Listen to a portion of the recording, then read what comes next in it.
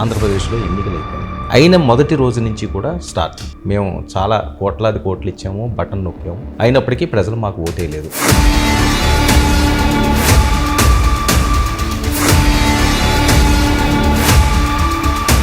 Button నొక్కాను కాబట్టి నాకు vote వేయాలి, నేను మరొకటి చేశాను కాబట్టి నాకు రుణపడి ఉండాలి, ఇవన్నీ కూడా అప్రజాస్వామిక భావన.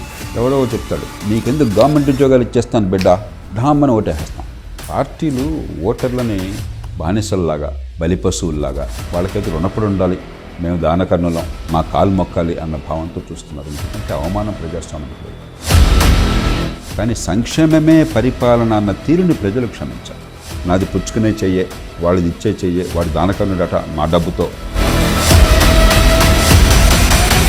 రాజధాని అనే అంశం అన్నది చాలా కీలకం. అప్పుడు చంద్రబాబు నాయుడు గారు తీసుకున్న నిర్ణయం ఒకటి, తర్వాత జగన్మోహన్ రెడ్డి గారు మళ్ళీ వేరే నిర్ణయం తీసుకున్నారు. ఇప్పుడు మళ్ళీ ఈయన అమరావతి అంటున్నారు. ఆంధ్ర రాష్ట్రానికి బహుశా 3 క్యాపిటల్ వస్తాయేమో.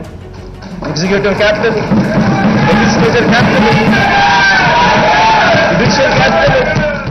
నా ముందు ఆయన చేసినంత నేను నాశనం చేస్తాననేది రాజకీయం కాదు. అది ఎన్నికల్లో పోటీ పడండి, అంతకంటే మంచి చేయండి. కానీ దాన్ని దుచ్చివేయటము, ధ్వంసం చేయటము, నాశనం చేయటము, ఆపేయటము పరిపాలన కాకూడదు. సార్, ఆంధ్రప్రదేశ్ రాజధాని అమరావతినా? ఒకవేళ రేపు మళ్ళీ ఏమైనా చేంజ్ అయితే దీనికి ఒక చట్టబద్ధమైన ఫిక్స్డ్గా ఈ తొగ్లక్ పద్ధతిని మనం ఆమోదించకూడదు. ఋషికొండ అనేది ఎంత ప్రత్యేకమైన స్థానమో మీకు తెలియదు కాదు. 500-600 కోట్ల రూపాయల బిల్డింగ్ ఎవ్వరికీ తెలియకుండా నిర్మించడాన్ని ఏం మెసేజ్ ఇస్తున్నారు సార్ వీళ్ళు? మీ ప్రశ్నలో సమాధానం.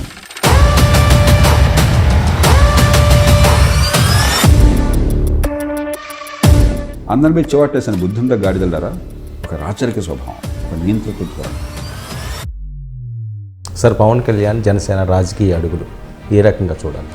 పవన్ కళ్యాణ్ నా సోదరులు అంటాడు.